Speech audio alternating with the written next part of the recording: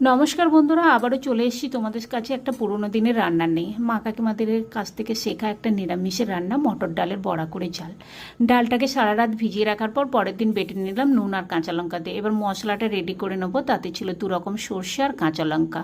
সর্ষেটা বাটার পর একটু জলে ভিজিয়ে রেখেছিলাম। এবার রান্নাটা করার জন্য কড়াইতে কিছুটা সর্ষের তেল দিয়ে তেলটা গরম হয়ে আসা অবধি ওয়েট করতে হবে। গরম হয়ে এলে এরপর বড়া আকৃতি করে বড়াগুলো ভেজে নেবো।